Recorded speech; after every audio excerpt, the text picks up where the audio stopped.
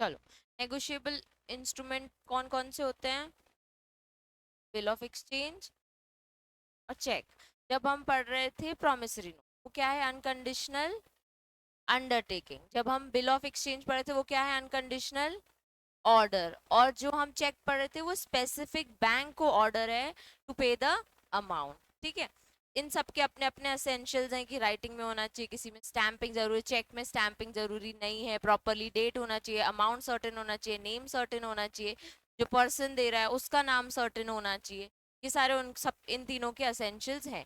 फिर हमने कुछ क्लासिफिकेशन ऑफ इंस्ट्रूमेंट्स पढ़े थे। Bearer instrument, order instrument, inland instrument, foreign instrument, time instrument और डिमांड इंस्ट्रूमेंट।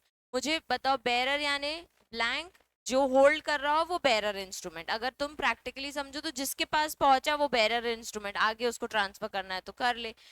और ऑर्डर इंस्ट्रूमेंट, जिस पर्सन का नाम लिखा हो वो order instrument. Foreign foreign instrument, foreign instrument जो इंडिया में बनाया हो या फॉरेन में बनाया हो, लेकिन पे किसको हो रहा है?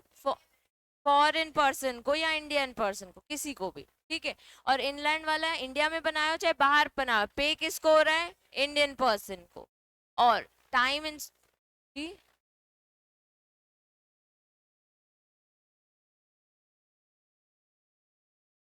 फिर हमने पढ़ा जो टाइम इंस्ट्रूमेंट है जिसमें टाइम पर्टिकुलरली मेंशन्ड है। डिमांड, जब पेबल ऑन डिमांड होते हैं। ठीक है।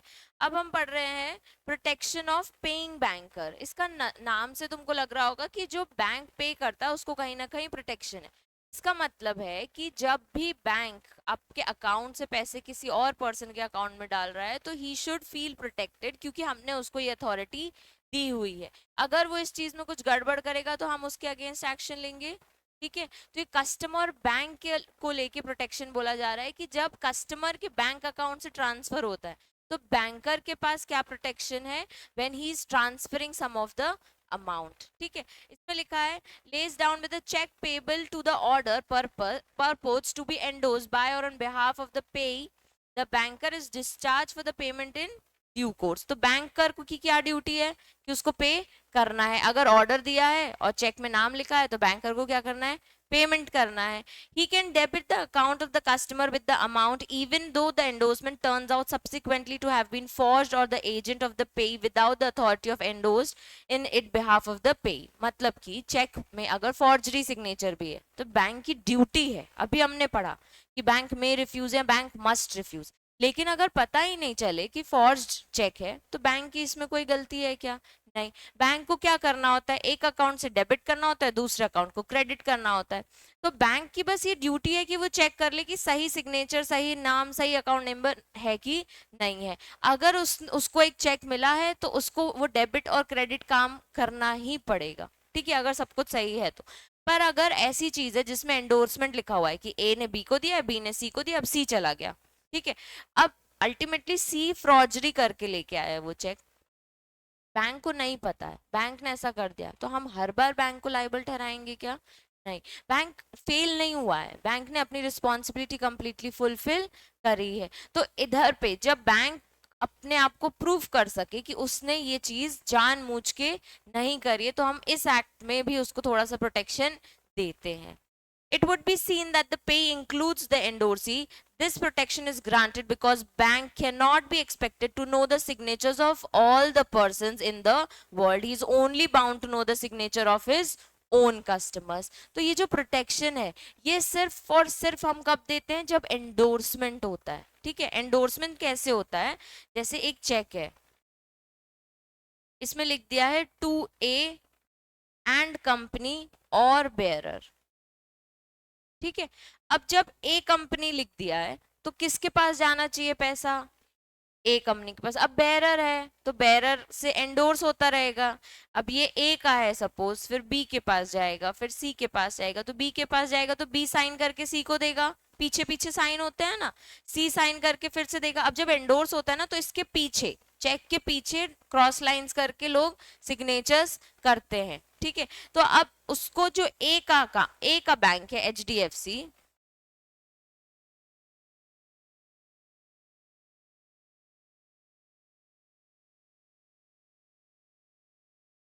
कहीं पे भी बैठ जाओ यार, क्लास चल रही है, कहीं भी बैठ जाओ। जो H D F C bank है उसको ए का सिग्नेचर पता है क्या, उसको बी का, सी का, सबका सिग्नेचर पता है क्या? नहीं। इवन इफ अगर सी ने फॉर्जरी करके एक ट्रांसफर करा दिया है जो कि डेबिट किसके अकाउंट से होगा, ए के अकाउंट से, किसके अकाउंट में क्रेडिट हो रहा है, सी के अकाउंट में, तो ए बोलेगा मैंने सी के नाम पे तो आपको दिया ही नहीं था, मैंने किसी एक B company, B and company and bearer दिया था आपको, तो आपने सी के अकाउंट में कैसे कर दिया, हु इज सी, मैं नहीं जानता सी को।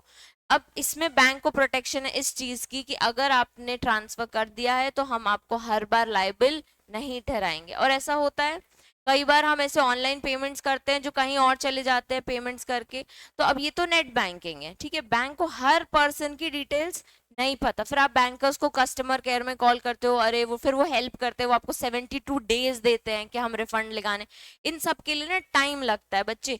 जब आप बोल दोगे ना कि एन कैश करा लो चेक, तो बैंक के लिए बहुत ईजी होता है। जैसे चेक लेके गया और बोला ये इसका पैसा दे दो, बैंक के लिए बहुत ईजी होगा इसका कैश देना। लेकिन अगर आप उसको बोलोगे एच डी एफ सी से एस बी आई में ट्रांसफर करा दो, तो बैंक इसके लिए 3 दिन मांगता है, एक दिन मांगता है कि 48 आवर्स रुक जाइए, 24 आवर्स रुक जाइए, आपका ट्रांसफर हो जाएगा, क्योंकि बैंक को दूसरे बैंक से कनेक्ट करके ट्रांसफर कराना पड़ता है, दूसरे बैंक के अकाउंट में पैसा भिजवाना पड़ता है, इसके लिए वो टाइम लेते हैं। अब एंडोर्समेंट वाली चीज आएगी तो बैंक के पास बहुत सारे काम है, एक चेक नहीं आता है, बहुत सारे चेक्स आते हैं। तो अगर बैंक ने ऐसी गलती कर दी है जो फॉर्जरी साइन को भी एक्सेप्ट करके पेमेंट करा दिया और उसको नहीं पता ये फॉर्जरी है, तो बैंक को प्रोटेक्शन मिलती है। फिर है payment in due course. Holder in due course क्या समझ रहे थे तुम, जो पर्सन फाइनली एनकैश करा रहा है और या फाइनली वो पैसे को ले रहा है। अब पेमेंट इन ड्यू कोर्स, जब टाइम पीरियड है तब पेमेंट हो जानी चाहिए विद इन द मेच्योरिटी, वो यहाँ पे लिखा है, ठीक है। Any person liable to make payment under the negotiable must make the payment of the amount due therein due course and obtain a valid discharge against the holder, ठीक है। अब जो जो आपके पास चेक था, जहां जहां आपको पे करना है, विद इन द टाइमलाइन आप उसे पे कर दो। अब payment will be payment in due course, कब कब होगी, A B C D E, 5 points पढ़ो। During the tenure of the instrument,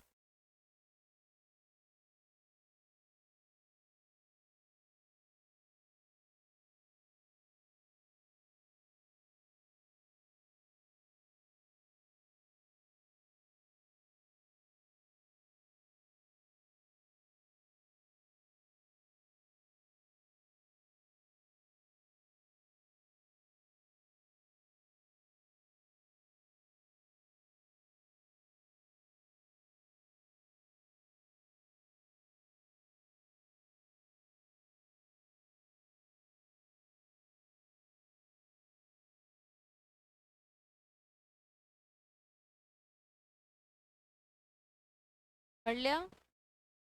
same same जैसे कंडीशन ऑफ नेगोशिएबल थी वैसे ही लिखी है, गुड फेथ में होना चाहिए, किसी का नेग्लिजेंस नहीं होता, विद इन द टाइमलाइन होना चाहिए, ठीक है।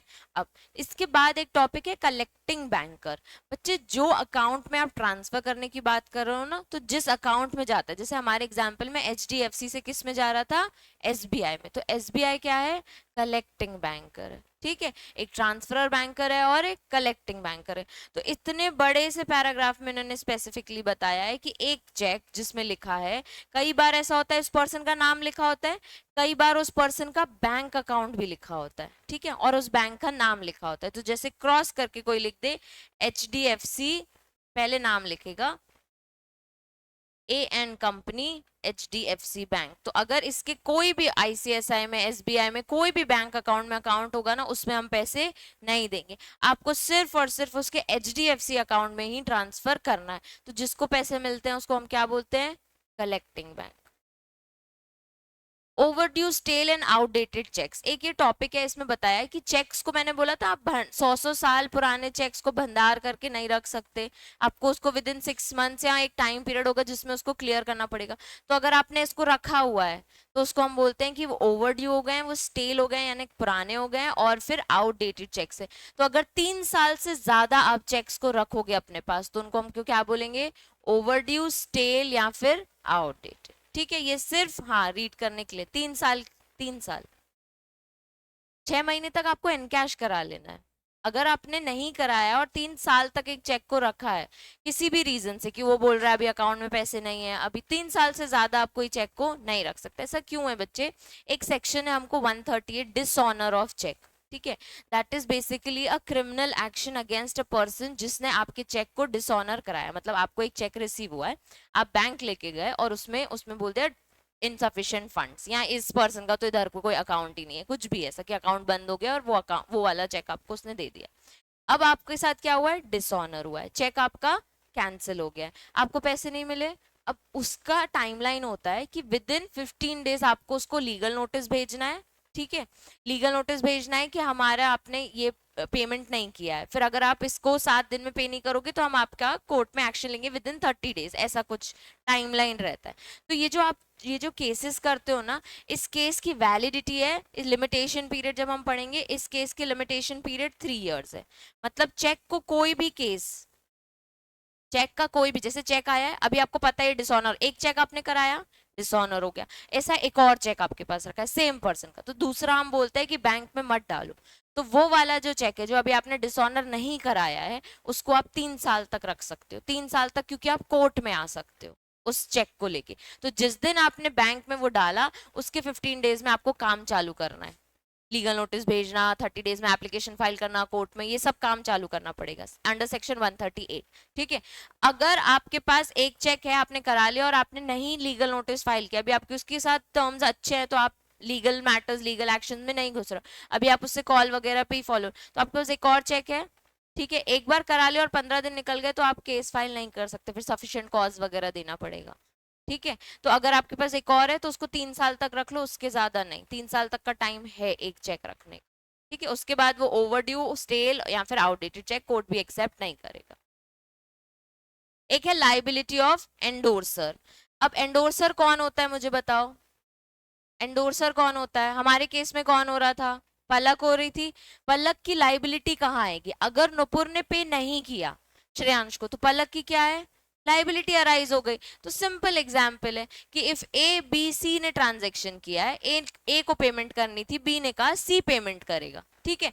अब ए सी को तो जानता नहीं है और सी ने पेमेंट नहीं करी, तो बी की लाइबिलिटी ऑटोमेटिकली आ जाए क्योंकि बी ने उसको एंडोर्स किया था। तो यहाँ पे एंडोर्सर की लाइबिलिटी तब अराइज होती है जब एंडोर्सी इज इनसफिशिएंट टू पे। फिर एक टॉपिक है right of the holder against banker, ठीक है। अब होल्डर कौन था? जिसके पास राइट्स हैं और लाइबिलिटीज हैं, ठीक है, जिसके पास राइट है to hold the cheque. A banker is liable to his customer for wrongful dishonor of his check but is not liable to the payee or the holder of the check। मतलब कि मेरा bank account है एक bank में, तो वो मेरे लिए है, वो मेरे जितने लोग चेक लेके आ रहे हैं उनके लिए नहीं है। तो हम बोल रहे हैं कि जिस कस्टमर का, ये बैंक है,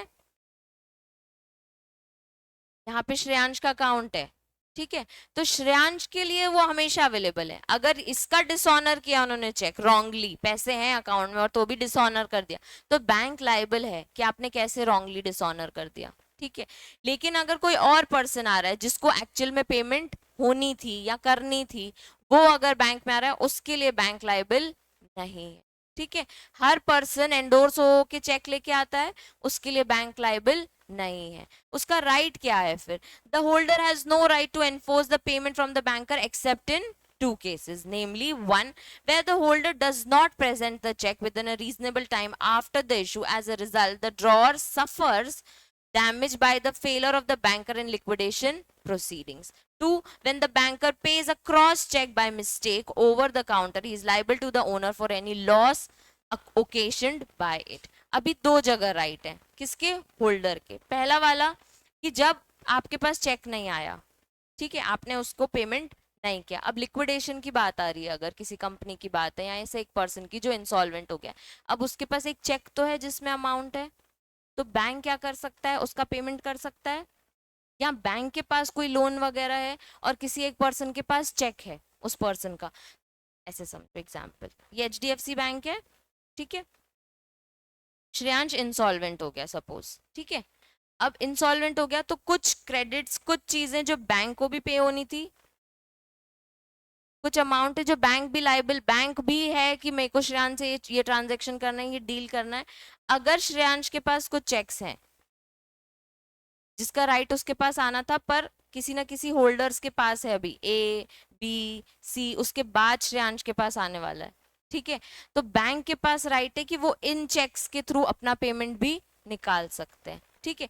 दूसरा पॉइंट है over the counter crossing of cheques पढ़ेंगे ना, तो ये दोनों पॉइंट्स क्लियर हो जाएंगे। इसके जस्ट बाद है मोड्स ऑफ क्रॉसिंग, ठीक है, जो, हाँ मैं वही बोल रही हूँ, एक बार क्रॉसिंग ऑफ चेक्स पढ़ते हैं तो हम इसके बाद बैंक का राइट देख लेंगे कैसा होता है। क्रॉसिंग ऑफ चेक्स कैसे होता है, एक जनरल, स्पेसिफिक और रिस्ट्रिक्टिव। कभी देखा है, इसमें तुम्हारी बुक में बने हैं कैसे क्रॉसिंग होते हैं, लास्ट में देखो।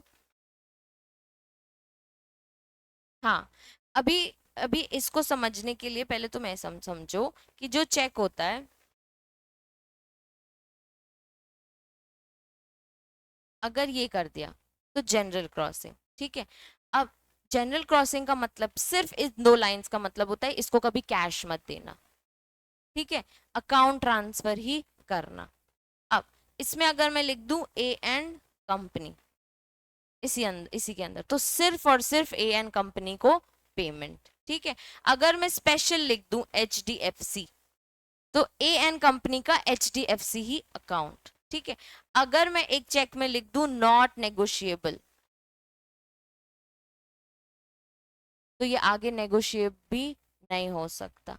अगर मैं लिख दूं ए एंड कंपनी और बेयरर, जितनों को चाहे ये आगे एंडोर्स कर सकते हैं। अगर मैं लिख दूं और ऑर्डर, तो फिर जिसको ए एन कंपनी ऑर्डर देगी सिर्फ और सिर्फ उसको पेमेंट हो सकती है, ठीक है। ये चेक किसने बनाए हैं, ए ने, सपोज सपोज श्रेयांश ने हमारे एग्जाम्पल में, ठीक है। अब श्रेयांश ने बोल दिया A N company H D F C, तो ए एन कंपनी के H D F C bank account, Shreyansh ने बोल दिया ए एन कंपनी और बेयरर, तो फिर किसी को भी ये चीज जा सकती है। ऐसे टाइप्स के क्रॉसिंग होते हैं। तो कौन कौन से, जनरल, स्पेसिफिक और रिस्ट्रिक्टिव। इसको पढ़ने के लिए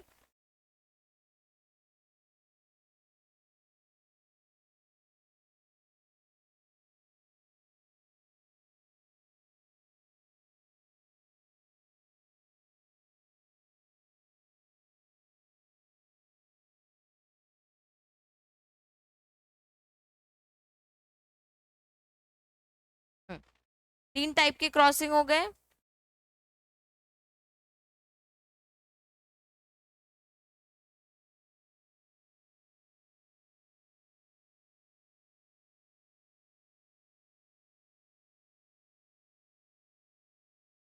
पहला देखो जनरल क्रॉसिंग, ठीक है। जनरल क्रॉसिंग क्या बताया, दो lines. General crossing is a mark across the face of the cheque with और विदाउट सर्टेन वर्ड्स, कुछ नहीं लिखा होता है या फिर कुछ लिखा होता है। It contains two parallel transverse lines, यानी क्रॉस वाइज लाइंस, और addition of the word and company between them, or addition of not negotiable by way of crossing a banker only pays to a banker. मतलब अगर तुमसे पूछे types of crossing, तो तुम्हें इस language में लिखना है कि क्या करते हैं, सिंपल दो लाइंस ड्रॉ करते हैं ऑपोजिट साइड क्रॉस वाइज, या तो उसमें कुछ वर्ड्स लिखे होते हैं या तो उसमें कुछ भी वर्ड्स नहीं लिखे होते, या तो एंड कंपनी लिखा होता है या फिर नॉट नेगोशिएबल लिखा होता है।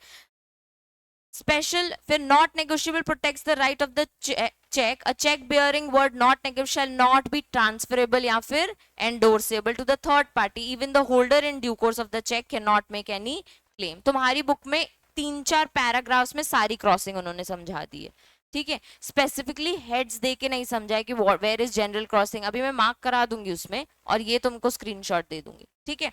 अब स्पेशल क्रॉसिंग मतलब when the cheque bearers across its face an addition of the name of the banker, जब लिख दिया A and company and HDFC, either with or without the words not negotiable, the addition constitutes a special cross। अगर bank का नाम लिख दिया तो उसको हम क्या बोलेंगे, special cross। If the check bears the name that the banker with or without the not negotiable, it is known as special। कैसे लिखते हैं, state bank of India and company, state bank of India not negotiable है, not negotiable state bank of India. इस तरीके से lines cross करके उसके अंदर लिख देते हैं।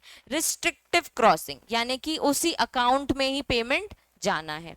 In today's commercial and banking world, account pay check crossing is the most popular form of crossing, which he will determined as restrictive. हमने क्या पढ़ा था? अकाउंट पर्सन का नाम लिख के उसी के अकाउंट में जाना चाहिए, तो फिर वो रिस्ट्रिक्टिव क्रॉसिंग के, और आगे इस किसी और के अकाउंट में ये पैसे नहीं जा सकते.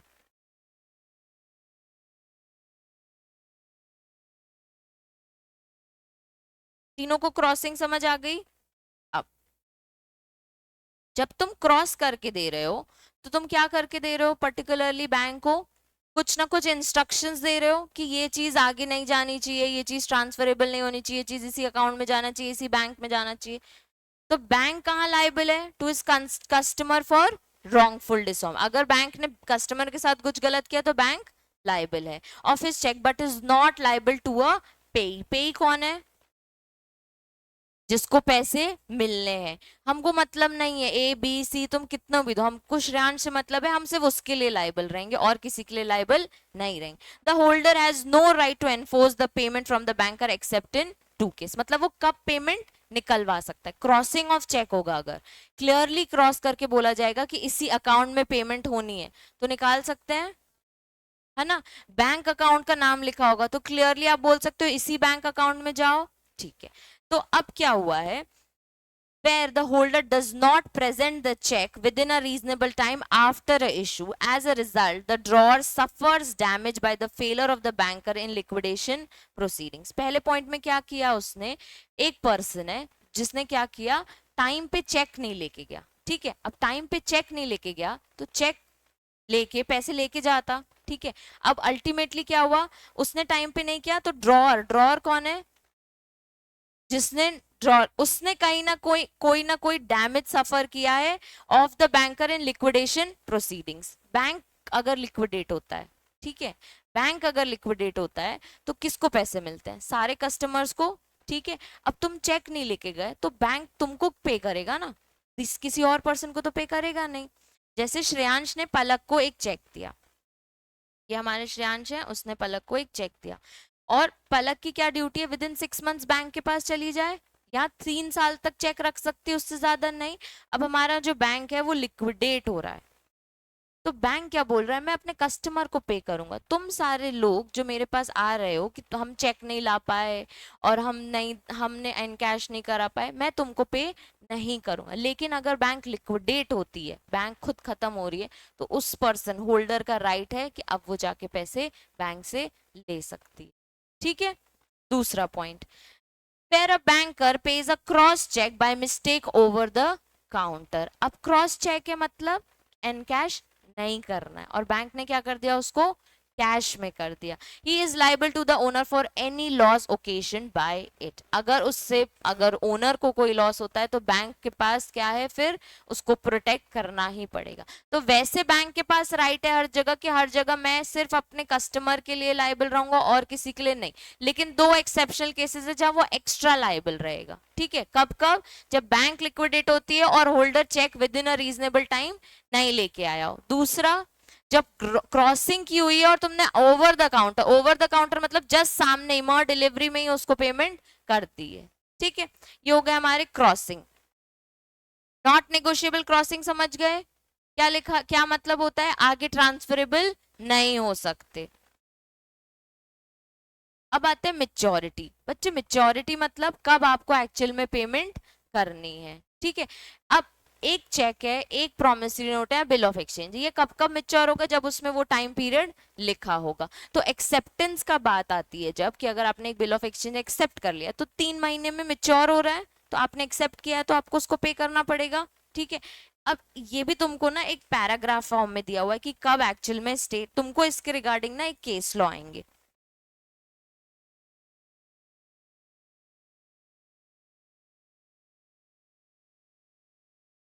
इसमें एग्जाम्पल्स भी हैं, ये तुमको मैं शेयर कर दूंगी, ये देखो.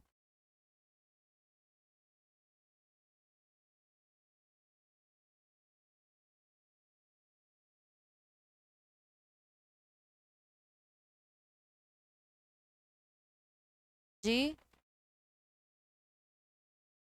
पास कर देना.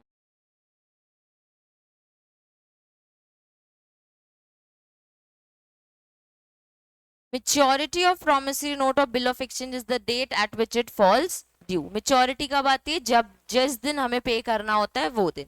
इन other words it is the date on which the payment against the negotiable period is requirement to be made. ऐसा कौन सा दिन है जिस दिन पे करनी है? That is called a maturity date. The different instruments have different maturity date. For example the cheque is always payable on demand. मतलब बैंक के पास जब लेके जाओगे तब पेबल होगा, बैंक अपने आप से कभी पे नहीं करेगा. Where as the other nego may be payable on demand या फिर on the expiry of specified period. या तो उसमें मेंशन कर दो या फिर ऑन डिमांड. अब इंस्ट्रूमेंट पेबल ऑन डिमांड कब होते हैं? जहां कोई टाइम स्पेसिफाइड नहीं हो, जहां पे क्लियरली लिखा हो पेबल ऑन डिमांड. अब टाइम इंस्ट्रूमेंट जहां पे एक फिक्स टाइम पीरियड हो, ठीक है, एक स्पेसिफाइड डेट हो, और आफ्टर साइट. आफ्टर साइट यानी जिस दिन डेट स्पेसिफाई की थी ना, जस्ट उसके बाद, ठीक है. और on the happening of event which is certain to happen. इसमें ना कंटिंजेंट इवेंट्स अगर हम बोले ना तो कंटिंजेंट में दोनों आते हैं, हैपनिंग और नॉन हैपनिंग. इसमें clearly on happening of something, यानी कि जैसे डेथ का अगर बोल दिया कि ये बिल ऑफ एक्सचेंज ले लो या ये प्रोमिसरी नोट ले लो, इसका पेमेंट कब होगा? जब इस पर्सन की डेथ होगी. अब डेथ एक सर्टेन चीज है, सबकी होती है, ठीक है. तो अगर हैपनिंग ऑफ इवेंट में आपने क्लियरली बोल दिया तो वो टाइम आ जाता है आपका मेच्योरिटी. तो दो टाइम होते हैं, ऑन डिमांड और फिर ऑन टाइम. दोनों पढ़े हमने, टाइम और डिमांड इंस्ट्रूमेंट्स में. जब डिमांड है तो उसमें कोई टाइम स्पेसिफाइड नहीं है, कोई फिक्स डेट नहीं है, जिस दिन डिमांड की उस दिन पे करना है. जब टाइम बात आती तो फिक्स पीरियड है, स्पेसिफाइड डेट है, आफ्टर साइट है, और एक happening of a certain event which has to be happen. इसमें देखो कैसा होता है, इसमें 3 दिन का ग्रेस पीरियड मिलता है. ये शायद तुमको पता होगा कि जिस दिन स्पेसिफाइड पीरियड आता है, जैसे एक्सेप्ट किया था पलक ने, उसने अगर उस दिन पे नहीं किया तो 3 दिन का ग्रेस डे मिलता है, ठीक है. इट इज ग्रेस डेज क्या होते हैं? It is number beyond the maturity period for the purpose of payment. Generally 3 days is allowed. No days of grace shall be allowed in case of promissory note or bill payable on demand at the site or presentment. ठीक है, इनमें कोई भी हम 3 दिन का days, जिस दिन श्रेयांश ने डिमांड की, जिस दिन प्रेजेंट किया बिल ऑफ एक्सचेंज, उस दिन पे करना है. अगर टाइम पीरियड स्पेसिफाइड है 3 महीने बाद पे करना है तो 3 दिन का और ग्रेस भी मिल सकता है. All negotiable instrument other than promissory note or bill payable on demand at site or presentment is maturity on the 3rd day after the date which is expressed to be payable. तो मतलब 3 महीने दिए तो हमेशा मान लो 3 दिन extra भी है आपके पास, ठीक है. अब केस लॉ कैसे आते हैं? मेच्योरिटी ऑफ द बिल और note payable after the date और साइट. फिर है मेच्योरिटी ऑफ अ बिल और प्रोमिसरी नोट. नोट लिखा है मतलब promissory note. Payable so many days after the sight या फिर date if the day of maturity is on a public holiday. तो तुमसे पूछ सकते हैं कि अब जिस दिन मेच्योरिटी पीरियड आ रहा है उस दिन पब्लिक हॉलीडे है तो क्या पे करना चाहिए कि नहीं. क्वेश्चंस यहाँ नीचे दिया है एक. A bill or note shall be payable at maturity on the 3rd day after the date on which the period of bill or note expires. ये तुमको पता है, अगर डिमांड नहीं है तो हर बार कब एक्सपायरी होगी, मेच्योरिटी डेट कब आएगी? जो टाइम स्पेसिफाइड है और प्लस 3 days. एग्जाम्पल, अगर 30th August 2016 का आपका नेगोशिएबल इंस्ट्रूमेंट है, it is made payable 3 months after the date. The instrument maturity date क्या होगी? अगस्त है, अगस्त 30 अगस्त, सितंबर, अक्टूबर और नवंबर, ठीक है. 30 तो 30th नवंबर के बाद 3 दिन, तो 3rd दिसंबर लिखा है, दिख रहा है सबको clearly. 3rd December 2017 is a mature. तो अगर तुमसे क्वेश्चन आया मेच्योरिटी का होती है तो बता पाओगे इसको कि maturity period which is specified in the note, promissory note या bill of exchange plus 3 days grace. If a month is in which the period would terminate has no corresponding day, the period which shall be held to terminate on the last day of such month. कैसे? A negotiable instrument dated 29th January 2017. It is made payable at 1 month after the date. The instrument is matured on the 3rd day after the 20th February. मतलब उसके आगे कोई दिन नहीं है, 3rd month के आगे दिन ही नहीं है, तो सेम डे मान लेंगे, ठीक है. 1 month की एक्सपायरी थी इसमें, तो उन्होंने बोल दिया आगे के 3 दिन मत गिनो क्योंकि 28 के बाद कोई डेट्स नहीं है. तो मंथ ही नहीं खत्म हुआ ना आपका, 30 days कहाँ खत्म हुए, 28 days में हो गया, तो लास्ट डे को ही हम मान लेंगे मेच्योरिटी डेट.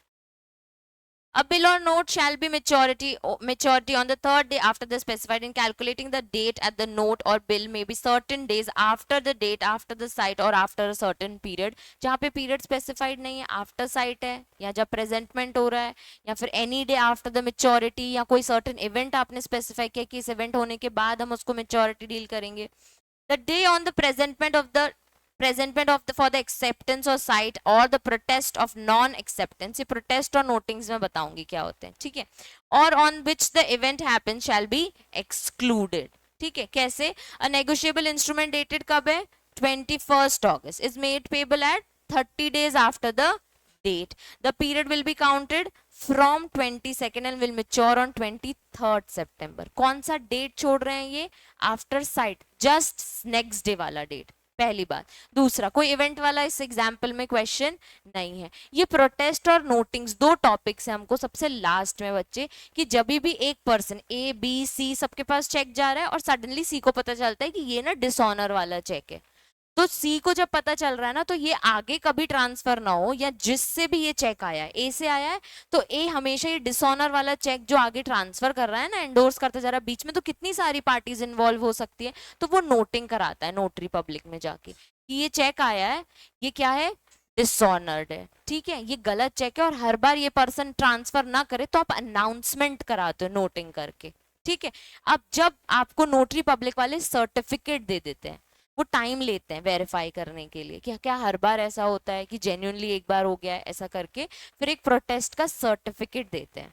ठीक है, कि ये चेक डिसऑनर्ड है और ये पर्सन हमेशा डिसऑनर्ड चेक इशू करता है, और ये भी एक अनाउंसमेंट होता है, तो वो जो सर्टिफिकेट आता है ना, उसको हम प्रोटेस्ट बोलते हैं. ठीक है, if the date of the maturity is on the public holiday, तो डिक्लेयर्ड हॉलीडे या फिर emergency holiday. In case of the day on the promissory note और bill of exchange is maturity is a public holiday, the instrument shall be due on the immediate preceding business day. ये तो हमें भी पता है कि Sunday होगा तो मंडे मान लेंगे. ठीक है, और अगर 15th अगस्त है तो 16th अगस्त मान लेंगे. फिर अगर इमरजेंसी है तो फिर वो भी on the next business day. अब देखो इसमें क्वेश्चन है, in what ways does negotiable instrument act 18 regulate the determination of date of maturity of bill of exchange as certain date of maturity of bill payable 120 days after a date. अब 120 days में हमेशा count करोगे और कितने दिन? 3 दिन. The bill of exchange was drawn on 1st June. 120 days यानी 6 months. ठीक है, for 186 months, 4 months. ठीक है, तो अब 1st जून से 4 months, देखो उन्होंने दिखाया कैसे प्रेजेंट किया answer. 1st June 2005 time bill table कितना है? After 120 days. The date on which the bill is drawn is 1st June shall be excluded from 120 days. उसके बाद from the 1st June remaining days in the June कितने हुए? 29. 30th होता है ना, एक दिन एक्सक्लूड करना है, जिस दिन बनाया है, जिस दिन एग्जीक्यूट किया है. उसके बाद फिर days in July 31, days in अगस्त 31. वैसे 120 डेज एंड कब हो रहा है? 29 प्लस 3 days ग्रेस, तो 2 अक्टूबर विल बी योर आंसर. तो ये यहाँ से पढ़ना बेटर है क्योंकि केस लॉ आता है, वो पैराग्राफ में एग्जाम्पल्स भी नहीं है. यहाँ पे एटलीस्ट क्वेश्चन है, डायरेक्टली वो ऐसा क्वेश्चन दे देंगे तो तुमको नहीं बनेगा. और अभी देखो आंसर कितना ईजी है.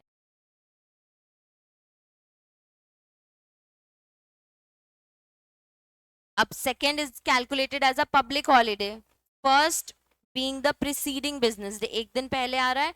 3 दिन ग्रेस किससे आ रहा है? 29 के बाद 31st सेकेंड आएगा ना. First is the preceding day, तो प्रीसीडिंग बोल रहे हैं पब्लिक हॉलीडे में ना. हाँ, इमीडिएट प्रीसीडिंग डे, और इमरजेंसी में नेक्स्ट बिजनेस डे. ठीक है, तो पब्लिक हॉलीडे अगर नेक्स्ट डे पड़ रहा है तो एक दिन पहले पे कर दो, और इमरजेंसी पड़ रहा है तो एक दिन बाद. सॉरी, चलो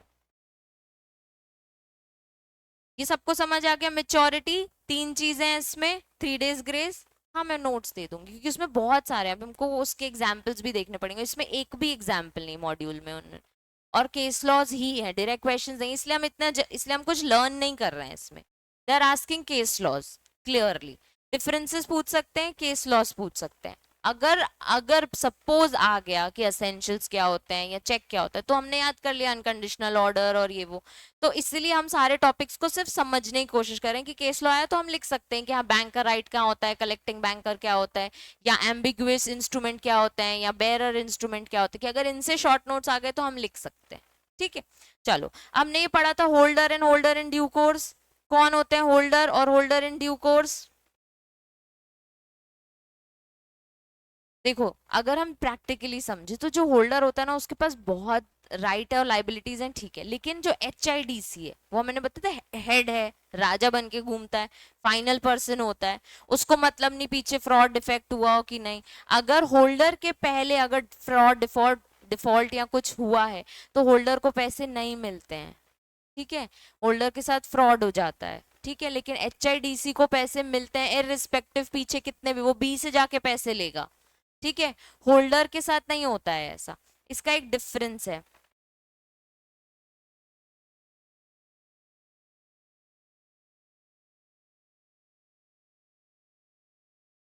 कल मैंने शायद ये भेज दिया था आई गेस, है ना, भेज दिया था मैंने। होल्डर में बिकम द प्रोसेसर और पे of an instrument even without consideration, ठीक है, होल्डर क्या कर सकता है, आगे प्रोसेस कर सकता है, ठीक है, और पे भी बन सकता है, मतलब दैट पर्सन पे भी कर सकता है कभी कभी विदाउट एनी कंसिडरेशन, उसको भले कुछ नहीं भी मिला हो, ठीक है।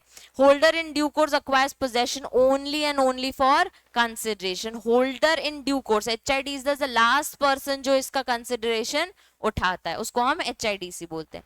अब basis of good faith, holder में गुड फेथ की जरूरत नहीं होती, लेकिन HIDC की मैंने 3 चीजें बताई थी, गुड फेथ, बिफोर मेच्योरिटी और फॉर कंसिडरेशन, तो 3 पॉइंट्स तो HIDC के लिए हमेशा याद रखना। Holder in due course must become the pay of the instrument in good faith, क्योंकि होल्डर क्या होता है ना, कई बार खुद ही फ्रॉड करता है, होल्डर ही फ्रॉडजरी करता है, जिसके पास आ गया चेक, बेरर पर्सन, ठीक है।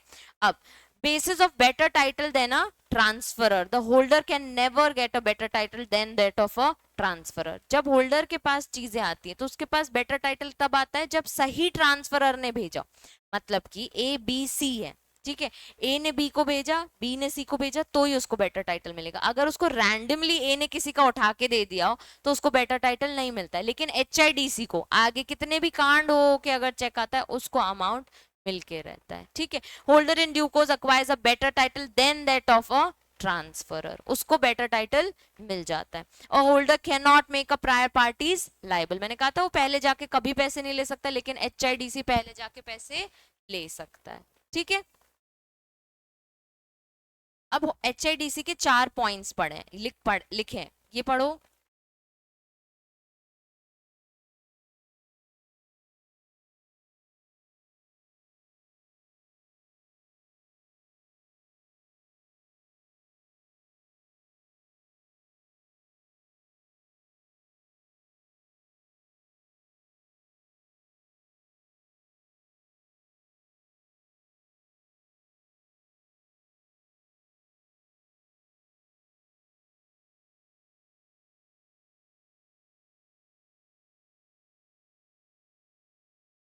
ठीक है, इजी है। कैपेसिटी ऑफ पार्टीज, जब जब हम ये पॉइंट पढ़ते हैं बच्चे, कौन केपेबल है ये नेगोशिएबल इंस्ट्रूमेंट्स में खेलने के लिए, any person who is competent to contract, ठीक है, माइनर वाइनर ये सब नहीं होते, जो पर्सन कॉम्पिटेंट टू कॉन्ट्रैक्ट होते हैं those persons are capable of to enter into any transaction with which is related to negotiable instrument. तो इसमें लिख देना negatively minor lunatics idiots drunken person person otherwise disqualified by the person do not incur any liability parties to negotiable instruments, उन लोगों को हम हटाते हैं। अब जनरली हम अभी तक सिर्फ माइनर्स पढ़ते थे, अनसाउंड माइंड्स पढ़ते थे, अब इसमें लुनाटिक्स इडियट्स ड्रंकन पर्सन सब कुछ डाल दिया कि इनको हम लाइबल नहीं ठहराते, ठीक है। अब आ जाता है लाइबिलिटी ऑफ पार्टीज, हमने बहुत सारी पार्टीज पढ़ी, ड्रॉअर, मेकर, पेई, एंडोर्सर, एंडोर्सी, बैंकर भी आते हैं बीच में, इन सब की कुछ ना कुछ लाइबिलिटीज, चलिए जल्दी पढ़ के बताओ। ड्रॉअर है, ड्रॉई ऑफ चेक, मेकर, फिर एंडोर्सर, प्रायर पार्टीज, हमने एक्सेप्टर ऑफ ऑनर भी पढ़ा था, ड्रॉअर इन नीड भी पढ़ा था, पढ़ो। 8 पॉइंट्स हैं, ये डायरेक्ट क्वेश्चन आ सकता है कि what are the liabilities of parties.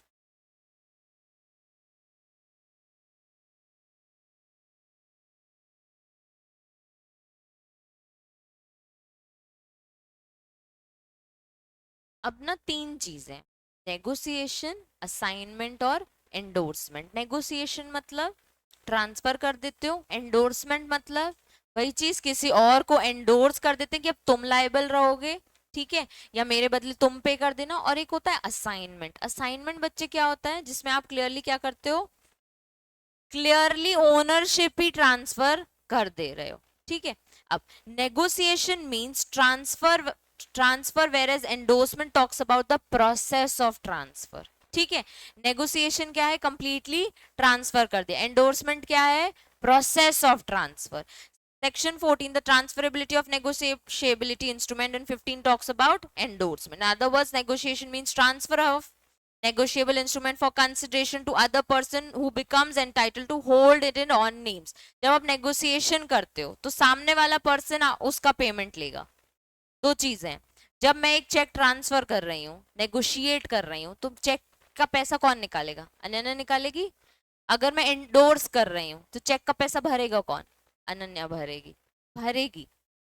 ठीक है, जब हम एक बिल, जो श्रेयांश ने बिल निकाला था, उसका पेमेंट एक्सेप्ट कौन कर रहा था, पलक उसको क्या कर रही थी, एंडोर्स कर रही थी। तो अब पेमेंट कौन करेगा, नुपुर। जब एंडोर्स कर रही थी, जिसको एंडोर्स कर रही थी वो पे करेगा ना। अगर नेगोशिएट करती, जैसे श्रेयांश अगर वो बिल किसी और को दे, तान्या को दे दे, ठीक है, तो पेमेंट अब किसको मिलेगा, तान्या को। श्रेयांश को क्यों मिलेगा payment.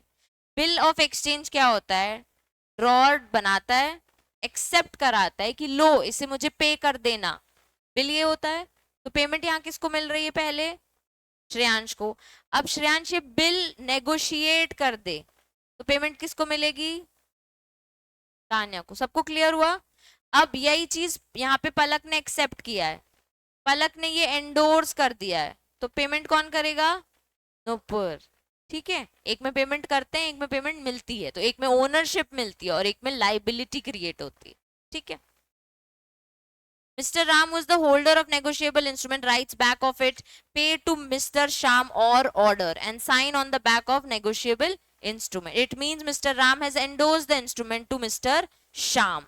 The entire process of transfer is known as negotiation. तो wider term कौन सा हो गया, negotiation. Whereas signing on the back and putting some words is known as endorsement. ठीक है, चलो अब हमारे बुक में नेगोशिएशन और असाइनमेंट दिया और फिर एंडोर्समेंट दिया है, हम नेगोशिएशन, एंडोर्समेंट और फिर असाइनमेंट पढ़ लें।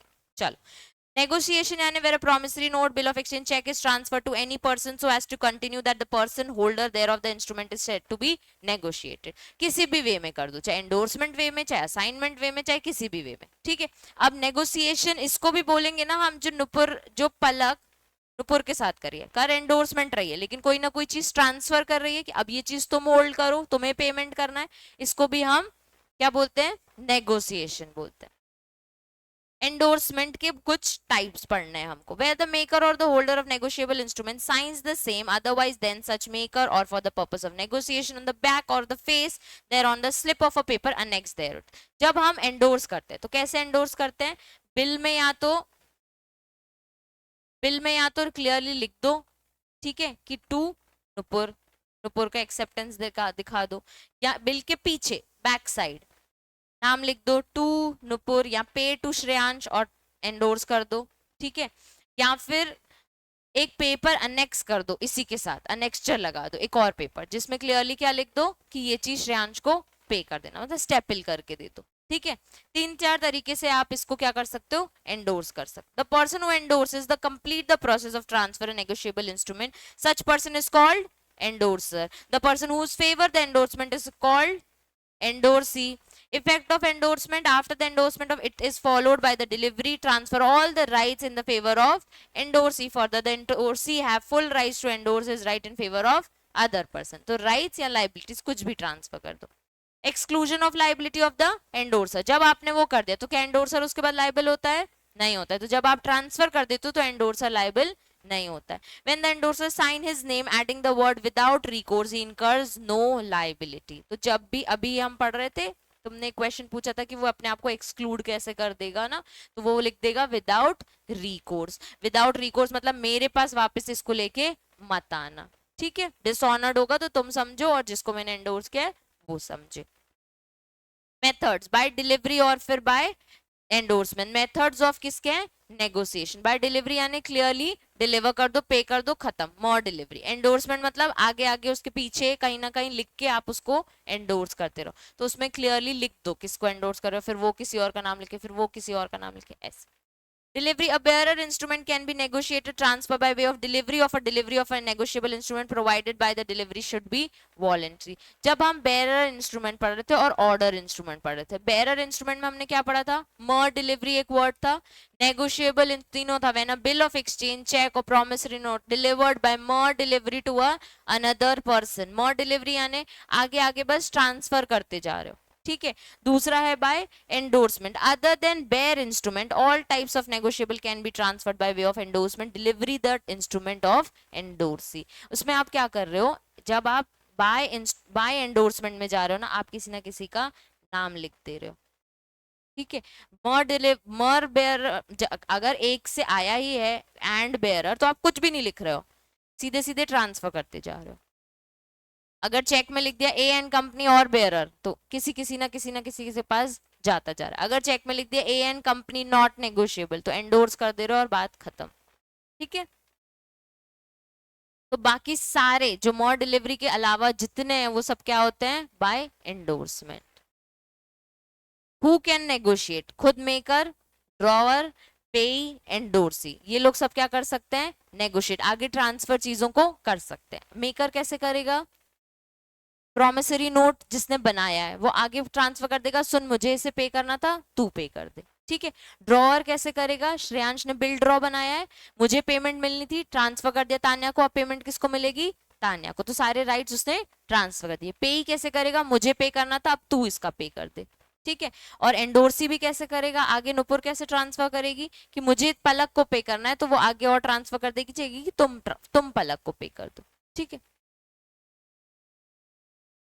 पेयर वर्ड कहीं नहीं है आज तक, कल भी तुम कंफ्यूज, पे ही मतलब जो पे कर रहा है, ठीक है। Payer is, there is no word payer, English word है लेकिन नेगोशिएबल इंस्ट्रूमेंट में पेयर वर्ड एक भी नहीं है, ठीक है। तुम्हारे पेयर जनरली मतलब the person who is paying, ठीक है, और वो एक टर्म है जब आप बात करने में, कम्युनिकेशन करने में यूज करते हो, is the payer of the amount, पर generally the right word to use is the payee of the amount, ठीक है। रूल्स ऑफ डिलीवरी, डिलीवरी या कंडीशनल या फिर unconditional. After endorsement a negotiable instrument can be delivered by actual or constructive delivery. As between the standing in immediate relation, delivery should be effectful and must be made by the parties और endorsing, endorsing को भी दो जगह से लिखते हैं, I वाला भी लिखते हैं और E वाला भी लिखते हैं, और by the person authorized by him in that behalf। अब एक नॉर्मल डिलीवरी है, जान पहचान है, जाके हाथ में दे दिया, ठीक है। Conditional unconditional may be delivered conditionally only for a specific purpose or not for the specific purpose, transferring absolutely the property of instrument. एक voluntary should be voluntary basis without any compulsion. जो मैंने conditional और unconditional बोला वही कि किसी ना किसी स्पेशल पर्पस के लिए, अगर उसमें बोल दिया कि इन हैपनिंग ऑफ डेथ पेमेंट होगी, तो ये कंडीशनल ट्रांसफर है कि भैया जब वो उसकी डेथ होगी तब तुम्हें इस चीज का पेमेंट मिलेगा। तो नॉर्मल डिलीवरी, मर डिलीवरी, ठीक है, जब पहचान है हाथ में तो कंडीशनल, कंडीशनल लगा के दे दो, और अनकंडीशनल मतलब कोई चीज ऐसी जो बिना किए आगे प्रोसीड हम नहीं करेंगे, उल्टा वाला नेगेटिव और पॉजिटिव कंडीशन, और एक वॉलेंटरी जो हम बेयरर इंस्ट्रूमेंट में कर रहे हैं। टाइप्स ऑफ एंडोर्समेंट, अब जैसे जैसे तुमने मोड्स ऑफ क्रॉसिंग पढ़ी ना कि क्रॉस कर देते हैं, तो वैसे ही एंडोर्समेंट के भी टाइप होते हैं। एक होता है ब्लैंक जिसको हम बोलते हैं जनरल एंडोर्समेंट, एक होता है फुल यानी स्पेशल एंडोर्समेंट, एक होता है रिस्ट्रिक्टिव, तीनों पढ़े थे, जनरल, स्पेसिफिक और रिस्ट्रिक्टिव तीनों क्रॉसिंग पढ़ी थी। इसमें एक और है, एक क्वालिफाइड एंडोर्समेंट, ठीक है, जिसमें sans recourse endorsement, sans frais endorsement, और एक लास्ट होता है पार्शियल एंडोर्समेंट, ठीक है।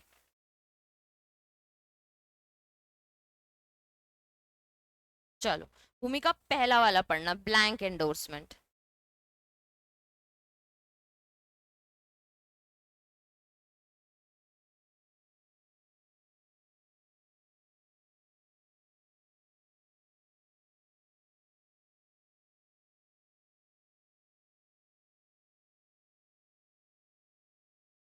बेरर सिक्योरिटी, ब्लैंक यानी किसी का नाम नहीं है, ठीक है, कोई स्पेसिफिक नहीं है, मतलब सिंपली बेरर इंस्ट्रूमेंट, आगे जिसको चाहे नुपुर ट्रांसफर कर सकती है। एग्जाम्पल लिखा है mister Ram on order and mister Ram science on the back instrument without mentioning the name of endorsee. तो आगे जिसको ट्रांसफर करना है वो कर सकते हैं। अनन्या फुल स्पेशल एंडोर्समेंट पढ़ना।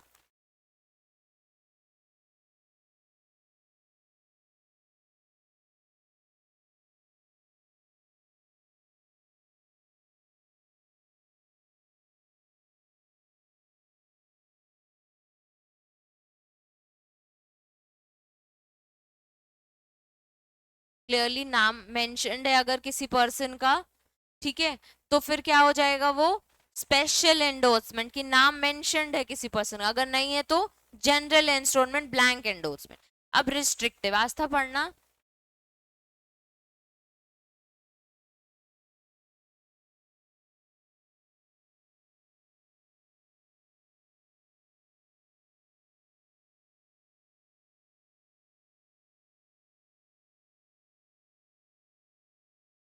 अगर किसी पर्सन का नाम लिख दिया, ठीक है, किसी पर्सन का नाम लिख दिया, मतलब तुम क्या चाहते हो इस पर्सन को एंडोर्स हो जाए, आगे इसको एंडोर्स करना है तो ये कर सकता है, ठीक है। अब एक आता है रिस्ट्रिक्टिव, और ये जो रिस्ट्रिक्टिव एंडोर्समेंट या फिर ट्रांसफर में सम लिमिटेशंस।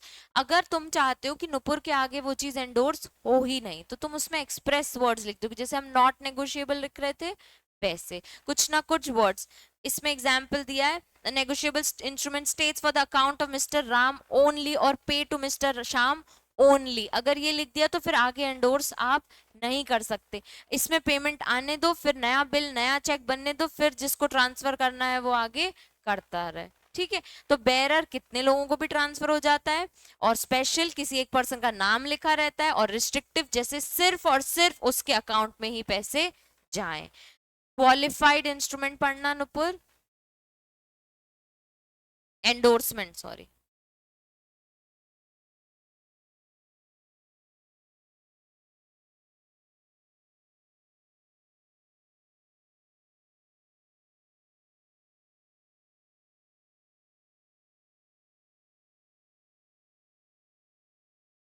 समझे?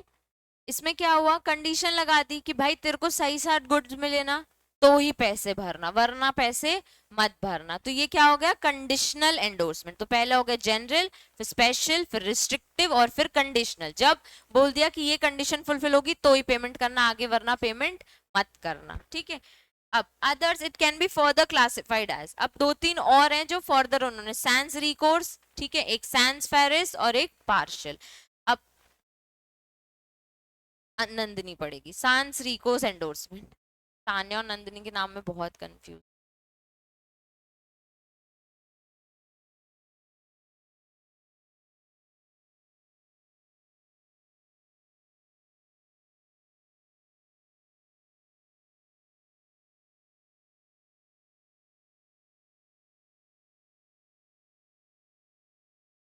विदाउट रिकोर्स, अभी हमने ये वर्ड समझा था कि अगर पलक को आगे अपनी लाइबिलिटी नहीं क्रिएट करनी है, इन एनी केस डिसऑनर हो कुछ भी हो, आदमी मर जाए मुझे मतलब नहीं है, वो अगर लिख देगी सैंस रिकोर्स या विदाउट रिकोर्स, तो उसका मतलब है मेरे पास मत आना, ठीक है। एक ये भी तरीका है एंडोर्समेंट करने का। इसमें एग्जांपल दिया, the bill of exchange is payable to Ramesh, Ramesh signs his name and also writes on the bill, pay ram pay ram at her own risk without recourse while delivering the bill to ram यानी endorsee। After endorsement ramesh is free from any liability which may arise due to a dishonor of the bill। उसके बाद उसको मतलब नहीं है। पलक पढ़ना, without expense sans frais race.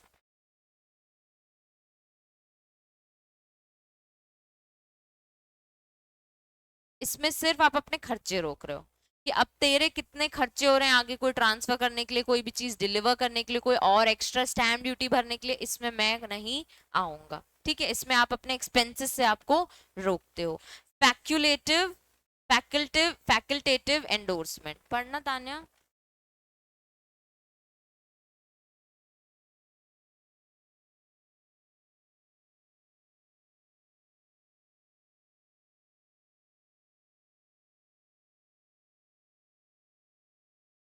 Some of his rights है। Example,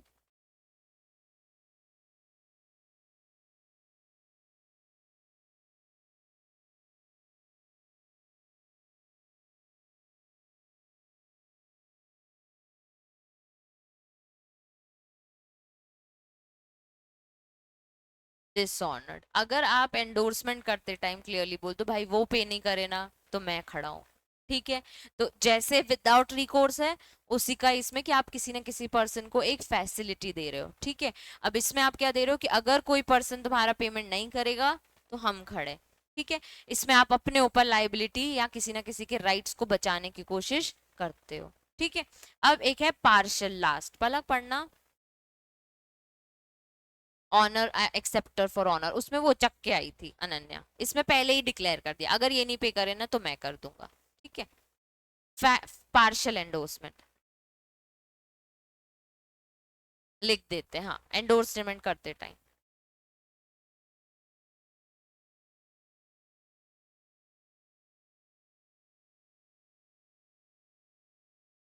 negotiated.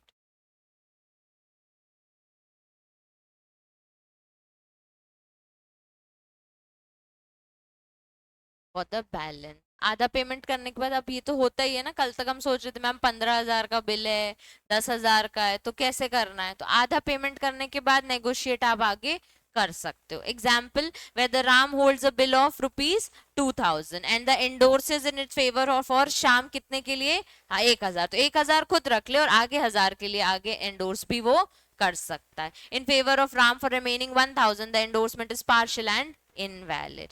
Where the instrument has been paid in part, a note to that effect may be endorsed on the instrument, may be then negotiated for the balance. मतलब अगर note डाल दोगे तो कर पाओगे, वरना ये invalid है, ठीक है। Negotiation back.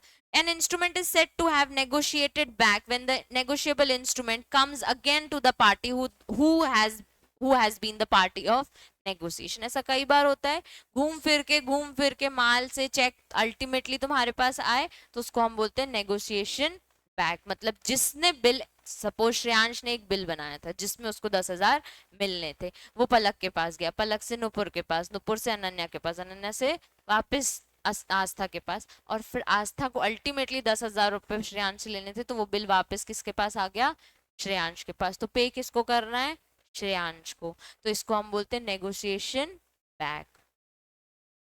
Occurs when M to A to B to C, and again this to A on account that the last endorsement, in case A can sue M since the later is prior to the original endorsement. However, A in the original has signed sans recourse, then there could be no securer of action and A could see B, C, D. मतलब अगर default होता है, अगर उसको payment नहीं मिलता है, तो फाइनली किसके पास आया, ए के पास, तो ए एक अपने से जो पहले वाला है उसको सू कर सकता है। लेकिन अगर उसने लिख दिया हो विदाउट रिकोर्स तो उसका तो कोई मतलब है ही नहीं, वो तो डिसऑनर होगा तो कभी भी नहीं आएगा। तो इन केस ऑफ डिसऑनर वो बाकी सबको सू कर सकता है। तो अगर आपके पास नेगोशिएशन बैक आता है, ठीक है, आप क्रिएटर थे उस इंस्ट्रूमेंट के, तो आप अपने पहले वाले को सूट फाइल करोगे। अगर उसने विदाउट रिकोर्स लिख दिया है कि मैं तो लाइबल नहीं हूं, मैं साइड में हूं, तो बाकी जितनी पार्टीज हैं सबको सूट फाइल कर सकते हो। तो तुमको एग्जाम्पल ये आएगा।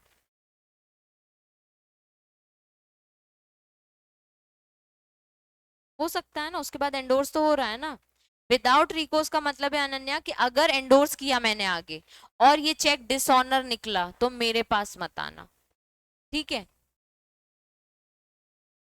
हाँ, विदाउट रिकोर्स मतलब आई एम नॉट लाइबल। अगर एक पार्टी, तुमने एक चेक मुझे दिया, ठीक है, मैंने किसी और को दिया, मैंने नुपुर को दिया, नुपुर ने श्रेयांश को दिया, ठीक है। अब जो तो एक तुमने मुझे दिया है उसका पेमेंट मुझे करना है, ठीक है। अब मेरे को पेमेंट करना था तो मैंने नुपुर को दे दिया कि तुम पेमेंट कर दो, नुपुर ने दे दिया श्रेयांश को कि तुम पेमेंट कर दो, फाइनली डिसऑनर निकला, ठीक है। डिसऑनर निकला तो श्रेयांश किसके पास आएगा, नुपुर के पास, नुपुर किसके पास आएगी, मेरे पास, मैं किसके पास जाऊंगी, तुम्हारे पास। सपोज तुमने लिख दिया था विदाउट रिकोर्स, तो मैं तुम्हारे पास नहीं आ सकती, ठीक है। तुमने एंडोर्स तो किया ना लिखने के बाद। नेगोशिएशन बैक सबको समझ आ गया, ठीक है। नेगोशिएशन ऑफ डिसऑनर्ड और एक्सपायर्ड इंस्ट्रूमेंट, अगर डिसऑनर हो गया तो पार्टीज जितनी है लाइबल रहेंगी, just previous, immediately previous liability पहले लाइबल होगी, वो नहीं तो फिर वो नहीं तो वो, फिर ऐसे चलता रहेगा। The holder of negotiable instrument who has acquired the instrument after dishonour whether by non acceptance, non payment with notice after maturity has only as against other parties the right thereon of his transferor. तो सबके लिए उसके पास right आ जाता है। अब holder in due course does not lose any right in case of dishonoured instrument, तो वो तो अपने वाले से निकाल के ही रहेगा, ठीक है। अब हमें हमारा एक टॉपिक है अब नेगोशिएशन और असाइनमेंट। सिर्फ डिफरेंस देख लेते हैं। Negotiation notice is not necessary. Notice की बात कब आ रही है? जो डिसऑनर का नोटिस होता है ना, उसकी बात। उसमें नहीं देने की जरूरत है, जाके नोटरी पब्लिक को करा दिया, मतलब नोटिंग करा दी तो ठीक, नहीं तो डिसऑनर एक्सेप्ट कर सकते हो तो कर लो। Notice is required by give by assignee to his debtor. ठीक है, अब इसमें आपको नोटिस देना पड़ेगा। It is presume that consideration has been paid. Negotiation में आपने एंडोर्स कर दिया, मतलब पेमेंट हो गया। ठीक है, क्योंकि अब अल्टीमेटली जो आगे जिसके पास है वो पे करेगा। It is proved whether the consideration has been paid और नॉट। जब आप किसी चीज का असाइनमेंट करते हो तो देखना पड़ता है कंसिडरेशन मिला है कि नहीं मिला है। इसमें बेरर इंस्ट्रूमेंट, ऑर्डर इंस्ट्रूमेंट आते हैं।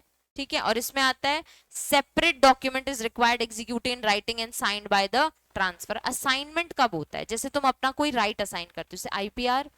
आईपीआर में कौन कौन सी चीजें? Copyright, trademark, patent. तो अगर तुम अपना कोई भी ट्रेडमार्क ब्रांड किसी को यूज करने का दे रहे हो तो तुम उसको असाइन कर रहे हो वो चीज। ठीक है, तो वो तुम्हें कंसिडरेशन देगा। इसका एक सेपरेट अग्रीमेंट होगा, असाइनमेंट अग्रीमेंट। ठीक है, शेयर्स में तुम्हारा राइट है सपोज, तो तुम क्या कर रहे हो? सामने वाले को गिफ्ट कर रहे हो, तो तुम असाइन कर रहे हो कि अब इन शेयर्स की वैल्यू कितनी भी बढ़ेगी। तो किसका राइट है? जिस पर्सन को तुम दे रहे हो। तो इसका भी एक डॉक्यूमेंट होगा।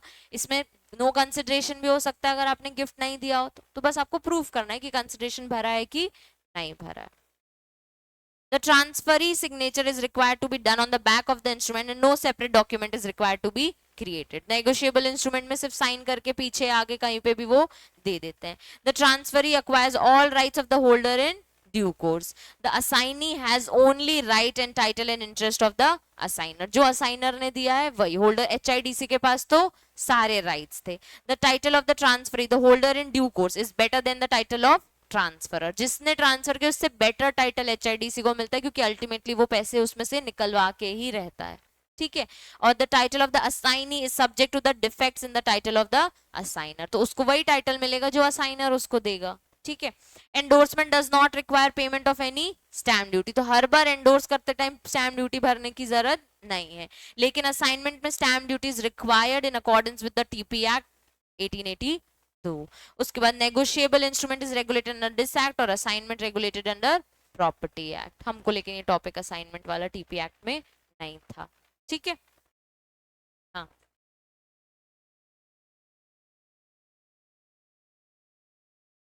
देना पड़ता नहीं है, मतलब देखो डिसऑनर हो गया तो तुम अपने पीछे वाले को पकड़ोगे। ठीक है, अगर विदाउट रिकोर्स है तो तुम कुछ नहीं कर सकते। अगर तुम एचआईडीसी हो तो तुम सबको पकड़ सकते हो। अब जो नोटिंग और प्रोटेस्ट अभी पढ़ेंगे हम, ठीक है, जो मैंने एक्सप्लेन किया नोटिंग और protest. Noting is notice to everybody, announcement to everybody that thing has been dishonoured. इसको हमने कहीं मैंडेटरी नहीं रखा है। ठीक है, इज नॉट रिक्वायर्ड, मतलब कि जरूरी नहीं है, आपको देना है दो, नहीं देना है मत दो। ठीक है,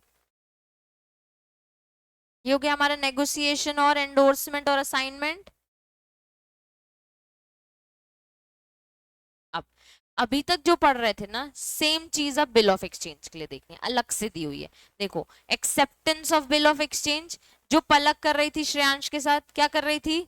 बिल ऑफ एक्सचेंज एक्सेप्ट कर रही थी। ठीक है, उसमें क्लियरली वो बोल रही थी कि बिल ऑफ एक्सचेंज को मैं एक्सेप्ट करती हूँ और इसका payment 3 months plus 3 days grace में मैं कर दूंगी। इसके बाद एक्सेप्टर फॉर ऑनर हमने पढ़ा था, जब अगर नुपुर पे नहीं कर पा रही तो कौन आ रहा था? अनन्या आ रही थी। उसके बाद प्रेजेंटमेंट ऑफ एक्सेप्टेंस, ये 3 चीजें तुमको पढ़नी है। ठीक है, तीनों चीजें तुमको रीड करनी है, लास्ट में कर लेना। आगे एक बार देख लेते हैं। अब आता है, देखो 3 टॉपिक है, प्रेजेंटमेंट ऑफ एक्सेप्टेंस। ठीक है, उसके बाद presentment for acceptance when excused, और प्रेजेंटमेंट फॉर फिर पेमेंट आ जाता है। अभी एक्सेप्टेंस का प्रेजेंटमेंट मतलब क्या बच्चे, कि इसने लिया है, एक्सेप्ट किया है, अब वो प्रेजेंट करेगा कि तुम इसका पेमेंट कर दो। अब एक्सक्यूज मतलब कब हम पलक को जाने दे सकते हैं इस चीज से, एक्सेप्टेंस की चीज से हम कब एक्सक्यूज कर सकते हैं उसको। ठीक है, अब इन case of only bill of exchange that requires presentment of acceptance, ये सिर्फ बिल ऑफ एक्सचेंज में होता है। In even these certain kinds only, bill payable on demand or on a fixed date need not to be presented. A bill payable 60 days after the due date on the happening of certain event may or may not be presented. ये examples दिए for acceptance कि कब कब आप presentment करते हो। But the following bills must be presented for acceptance, otherwise the parties to bill will not be liable. मतलब कि अगर टाइम लिखा है उसमें 3 मंथ्स में पे करना है, तो अल्टीमेटली लिखा है फिक्स टाइम है, कोई इवेंट अगर डिसाइडेड है तो लिखा है कि इस इवेंट पे पे करना है, तो बार बार श्रेयांश इसका मत्था नहीं खाएगा कि यार इसका पेमेंट कर दो, ठीक है। अगर कौन सी ऐसी चीज है जब अल्टीमेटली उसको प्रेजेंट करना पड़ेगा, पहला है a bill payable after sight, a bill where there is an express stipulation यानी condition that it shall be presented for the acceptance before the presented for the payment, presentment is necessary only in order to fix maturity of the bill. अगर उसमें 3 months नहीं लिखे, ठीक है, ना ही on demand लिखा है, ठीक है, ना ही कोई ऐसा सर्टेन इवेंट लिखा है, तो प्रेजेंटमेंट होगा ऑब्वियसली। ये दोनों फ्रेंड्स हैं, अकोमोडेशन बिल्स, ठीक है, दोनों फ्रेंड्स हैं, नोन पार्टीज हैं, तो बिल में टाइम मेंशन नहीं किया, ले जा बैग्स जब देना हो दे देना। अब टाइम मेंशन नहीं है, कोई इवेंट मेंशन नहीं है, ना ही पेबल ऑन डिमांड है, तो अब डिमांड भी नहीं है, तो श्रेयांश आफ्टर साइट मतलब एक टाइम पीरियड के बाद जब बैग्स वैग्स चले जाएंगे आफ्टर साइट उसके पास लेके जाएगा, प्रेजेंट करेगा कि ये बिल तुम्हारे नाम पे था, इसे पे कर दो। एक और चीज है कि जब आपने कोई एक्सप्रेस कंडीशन प्रेजेंट कर दी हो, ठीक है, वो बोल रही है कि यार मेरा नया नया बिजनेस है, जब मेरे बैग्स बिक जाएंगे ना तब मैं तुझे ये पे कर दूंगी, तो ये एक्सप्रेस कंडीशन है, क्लियरली उसने डाल दी है, तब भी प्रेजेंटमेंट ऑफ वो बिल करेगा कि अब तुम्हें इसे एक्सेप्ट करना है। अभी पेमेंट की बात नहीं कर रहा है, अभी उसने एक्सेप्ट नहीं किया है बिल, अभी प्रेजेंटमेंट फॉर एक्सेप्टेंस हो रहा है, ठीक है जी। प्रेजेंटमेंट मतलब प्रेजेंट करना, बिल दिखाना सामने वाले को, ठीक है। अब ये जो बिल है टू श्रेयांश, श्रेयांश का साइन है, यहाँ पे ये एक्सेप्टेंस अभी आया नहीं है, इसके लिए आप प्रेजेंट कर रहे हो बिल को, ठीक है। जब आपका टाइम पीरियड फिक्स नहीं हो, जब सर्टेन इवेंट नहीं डिसाइडेड हो या फिर ऑन डिमांड वो चीज नहीं हो, तो आपको क्या करना पड़ेगा, बिल प्रेजेंट करना पड़ेगा, ठीक है। तो बिल प्रेजेंट अभी किसके लिए कर रहे हो, एक्सेप्टेंस के लिए, कि सुन इसको एक्सेप्ट कर दे, अब तेरे बैग्स बिक रहे हैं ना, एटलीस्ट 5 बिक गए ना, तो इसे एक्सेप्ट कर दे कि 5 बिकने का टाइमलाइन लिख देते हैं अपन, 2 महीने 3 महीने 6 महीने कि इतने टाइम में तू मुझे इसका बिल का पेमेंट कर देगी, ठीक है। Following are the person to whom bill of exchange should be presented, देखो ड्रॉई हमारी पलक थी या उसके कोई एजेंट, उसके पास लेके जाएंगे bill. if there are many drawers, bill may be presented to all of them.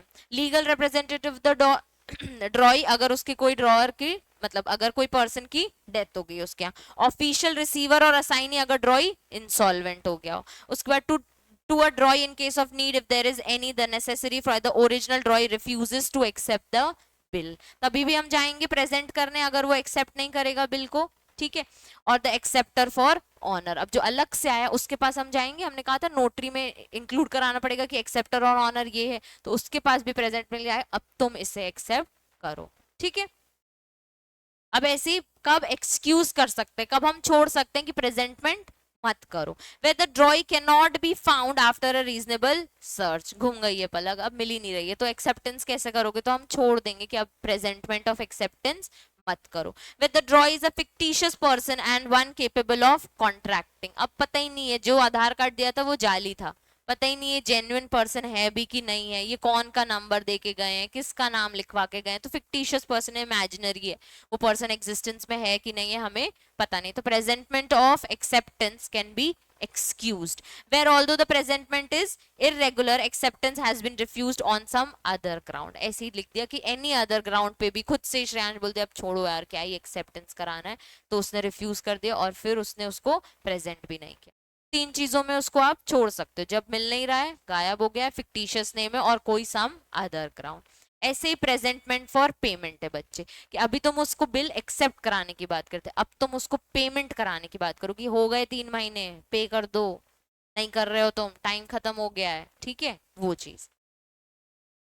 Payment of presented when excused, अब ये तुम पढ़ो, कब एक्सक्यूज हम पेमेंट के लिए सामने वाले को कर सकते हैं।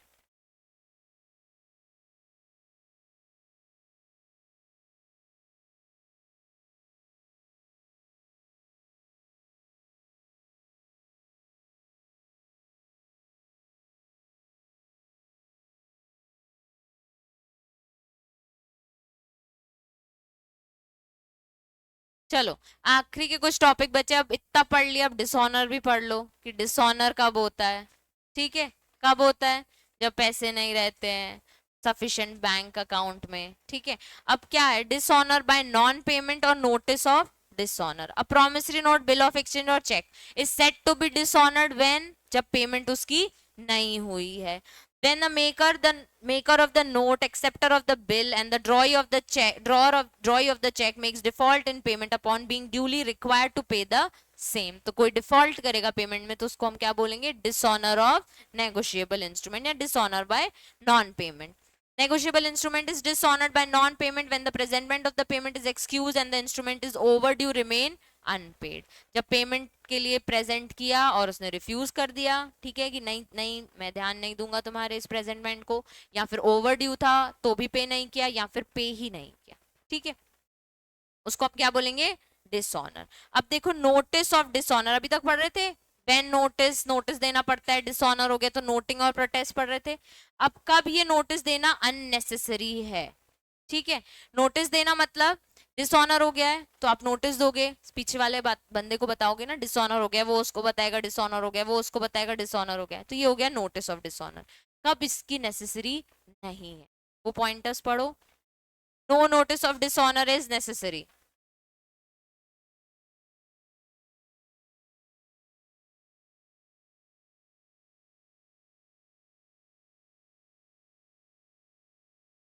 जी, कैंसिल, कैंसिल रिफ्यूज कर दिया।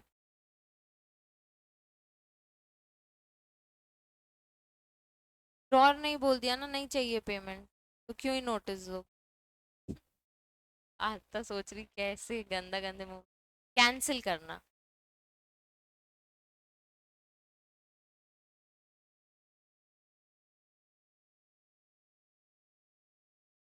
पढ़ लिया नुपुर, नहीं मन कर रहा है, कब करेगा,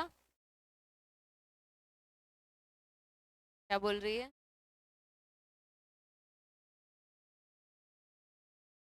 मैंने नहीं सुना, चलो जल्दी पढ़ो, थोड़ा सा बचा है अब बच्चे।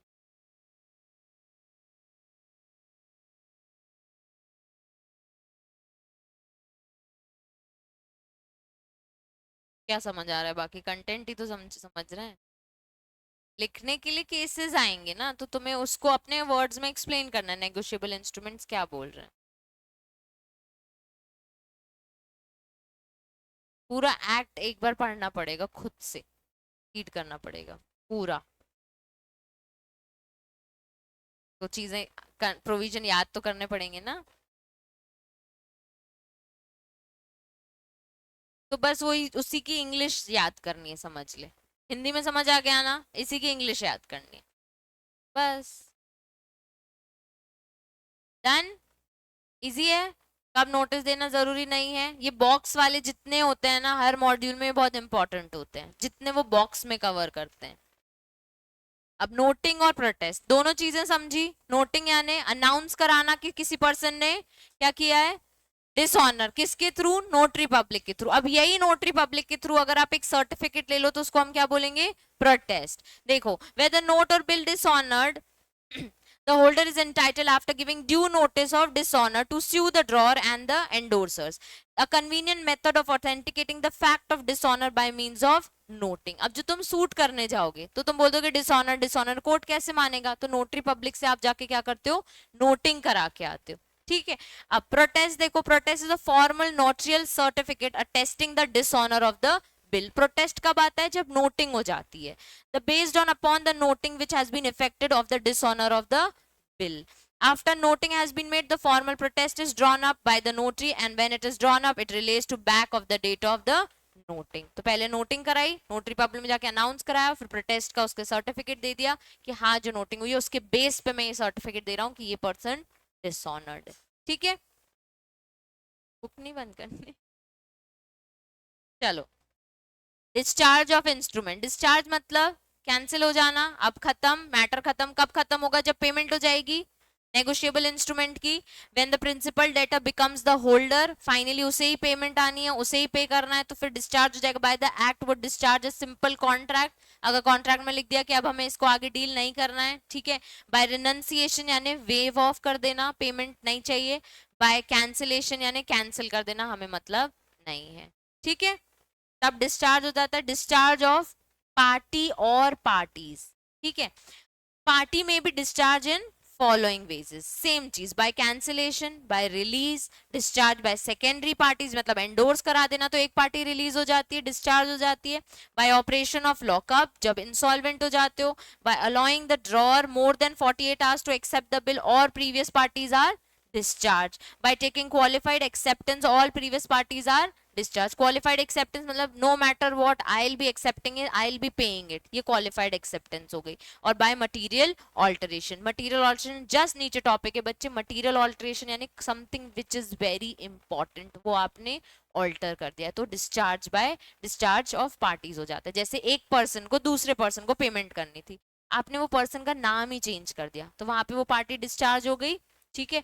तो आपने मटेरियल चीज को क्या कर दिया, लीगल चीज को, जिस चीज पे आपका लीगल रिलेशनशिप था उसको क्या कर दिया है, ऑल्टर कर दिया। एक सेक्शन है मटेरियल ऑल्टरेशन, सेक्शन 17, इसमें लिखा है an alteration is material in any way alters the operation of instrument and liabilities of the parties thereto. इसमें क्या कर दिया तुमने, उसकी लाइबिलिटीज को भी ऑल्टर कर दिया, क्योंकि तुमने मेन इंपॉर्टेंट बात को ही ऑल्टर कर दिया। जिसको पेमेंट होनी थी उसका नाम चेंज कर दिया, जिसको पे करना है उसका नाम चेंज कर दिया, तो ये मटेरियल ऑल्टरेशन हो गया, ठीक है। अब therefore any change in instrument which causes us to speak a different language in legal effect from that which is originally spoke or which changes the legal character of the instrument is called a material alteration. तो अगर तुमसे short note आ गया material alteration का, तो legal character या legal relationship या language जो पहले होनी थी वो चेंज कर दिया आपने, तो ओरिजिनल लैंग्वेज को चेंज करना क्या बोलते हैं, material alteration. A material alteration renders the instrument void, क्योंकि आपने उसका लीगल इफेक्ट ही चेंज कर दिया तो उसको हम क्या बोलेंगे, वो वॉइड हो जाएगा इंस्ट्रूमेंट। किसी ने जानबूझ के कर दिया हो तो, कई बार गलती से होता है, पर जानबूझ के चेंज कर दिया हो तो, जैसे तुम बोल रही हो कि पेमेंट श्रेयांश को करनी है, ठीक है। अब तुमने श्रेयांश को बिल दिया, श्रेयांश को आगे एंडोर्स करना था, तो आगे उसने चेंज कर दिया ना जानबूझ के, कोई भी नाम, अपना नाम चेंज कर दिया कि पेमेंट मुझे नहीं किसी और पर्सन को आनी है। चेक नहीं तो सब चीजें ना, cheque, bill of exchange, promissory note, तीनों चीजें। अगर एक पर्सन ने प्रोमिसरी नोट बनाया है, ठीक है, कि आई प्रॉमिस टू पे, आई साक्षी लिखा है, प्रॉमिस टू पे इतना इतना अमाउंट टू दिस पर्सन। अब अगर तुम साक्षी और टू वाला पर्सन का नाम चेंज कर दो तो इसकी मटेरियल चीज ऑल्टर हो गई, तुमने आगे एंडोर्स की और किसी और पर्सन ने चेंज कर दी इसमें। सेम चीज यही आगे कर दोगे, अगर कट करके चेंज कर दी तो चेक में अलाउड नहीं है, बाकी जगह तो अलाउड है ना। बिल ऑफ एक्सचेंज में तो क्लियरली कर सकते हो, इनवॉइस को नहीं इसको पे करना। अब श्रेयांश को पैसे मिलने थे बैग्स के, किसी और को मिल रहा है, मटेरियल ऑल्टरेशन हो गया, तो वो इंस्ट्रूमेंट तो वॉइड हो गया ना, कट किया आपने तो। चेक में अगर कट कर दिया तो चेक तो वॉइड हो जाएगा ना, उसके बाद उसकी वैलिडिटी बचेगी क्या। एग्जाम्पल ऑल्टरेशन कैसे, डेट चेंज करना, सम चेंज करना, अमाउंट, टाइम चेंज कर देना, प्लेस चेंज कर देना, रेट ऑफ इंटरेस्ट चेंज कर देना, एडिशन ऑफ न्यू पार्टी या tearing the instrument is a material part. जो मेन चीज थी वहां से उसको फाड़ दिया। ये जो रेट ऑफ इंटरेस्ट लिखा है ना, बिल ऑफ एक्सचेंज में नीचे रेट ऑफ इंटरेस्ट लिखा होता है कि इतने महीने में पे कर देना, नहीं तो 18% इंटरेस्ट लगने लग जाएगा, उसको हम बोलते हैं रेट ऑफ इंटरेस्ट। तो 18% की जगह आपने 10 कर दिया, और बहुत करते हैं लोग कंपनीज में स्पेसिफिकली। आपके कोई भी बिजनेस लो, टाइल्स का बिजनेस लो, टाइल्स बेचते हो, इनवॉइस आते हैं और टाइल्स का तुरंत तुरंत तो पे कर नहीं रहा है मैन्युफैक्चरर को, आप बाद में करते जा रहे हो, तो उसमें आपके पास जो इनवॉइस आया है आपने क्या किया, उसमें लिखा था कि भाई 3 महीने तक पे नहीं करो तो 18% इंटरेस्ट, 18 को 0 बना दिया कि हम ना 10% इंटरेस्ट भरेंगे। जब इंटरेस्ट पे करते टाइम आया तो तुमने अपना इंटरेस्ट कम कर दिया, तो अपने मटीरियल बात को क्या किया है, चेंज किया। अब सेट ऑफ कॉपीज होती हैं, आपके पास तो कॉपी होगी ना जिसमें आप 18% लिखा होगा, तो वो इंस्ट्रूमेंट तो वॉइड हो गया ना जिसको उसने ऑल्टर किया। अब वो क्या कोर्ट में लेके जा सकते हैं क्या, नहीं, उसमें मटेरियल ऑल्टरेशन। हाँ वो बोलेगा ना, उसके पास एक सेट है ना, वही तो, लेकिन जो उसके पास है वो तो वॉइड हो गया ना मटेरियल इंस्ट्रूमेंट जिसको पे करना है।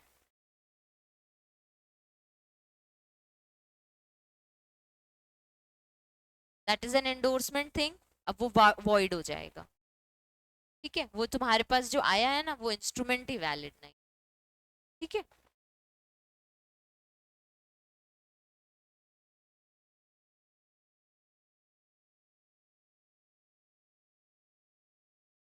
जिसने मटेरियल ऑल्टरेशन किया है,